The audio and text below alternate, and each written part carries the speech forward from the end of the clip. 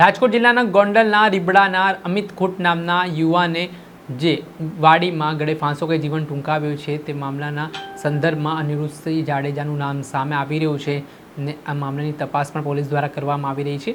અનિરુદ્ધસિંહ જાડેજા સામે ગંભીર આરોપ કરતી એક સુસાઇડ નોટ પણ મળી આવી છે। ત્યારે હાલ અમિત ખૂટના મૃતદેહને રીબડાની સરકારી હોસ્પિટલ ખાતે મૂકવામાં આવ્યું છે। ત્યારે જયરાજસિંહ જાડેજાના પુત્ર ગણેશ જાડેજા પણ હોસ્પિટલે પહોંચ્યા છે। શું સમગ્ર મામલો છે, વિગત સમજી। વૈષ્ણવજન તો તેને કહીએ જે પીડ પરાઈ જાનાને રે। નમસ્કાર દર્શક મિત્રો, નવજીવન ન્યૂઝમાં આપનું સ્વાગત છે। હું છું ફૈઝાન।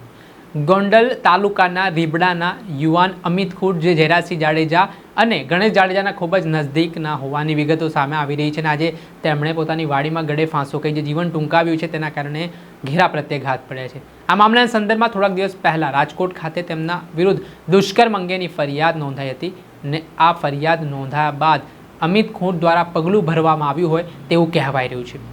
આ ઘટનાના સંદર્ભમાં સુસાઇડ નોટ મળી આવી છે અને આ સુસાઇડ નોટમાં જેવી રીતે સવારના સમયે સગા સંબંધીએ અમિત ખૂટના જે આરોપ કર્યા હતા અનિરુદ્ધસિંહ જાડેજા ઉપર તે વાતને લઈને સુસાઇડ નોટમાં એ અનિરુદ્ધસિંહ જાડેજાના નામ પણ સામે આવતા રાજકારણ ગરમાયું છે। આ મામલાના સંદર્ભમાં સવારના સમયે ગોંડલના પૂર્વ ધારાસભ્ય જયરાજસિંહ જાડેજા સાથે તેમના સાથીદારો છે તે અમિત ખૂટના પરિવારને મળવા પહોંચ્યા હતા। આ દરમિયાન જ આ આક્ષેપો સામે આવ્યા હતા।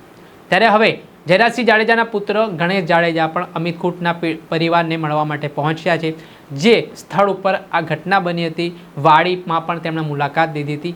ત્યારબાદ તેઓ હાલ અમિત ખૂટનો જે મૃતદેહ જે હોસ્પિટલમાં સરકારી જગ્યા ઉપર રાખવામાં આવ્યો છે તે સરકારી હોસ્પિટલમાં પણ ગણેશ જાડેજા પહોંચ્યા છે।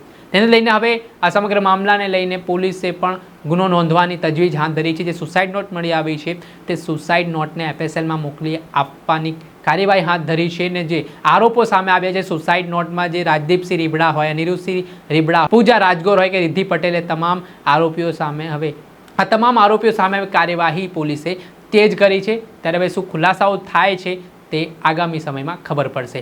દર્શક મિત્રો, નવજીવન ન્યૂઝ આપ લાઈક કરી લો, સબસ્ક્રાઇબ કરી લો અને શેર કરવાનું ભૂલતા નહીં। વૈષ્ણવજન તો તેને કહીએ જે પીડ પરાઈ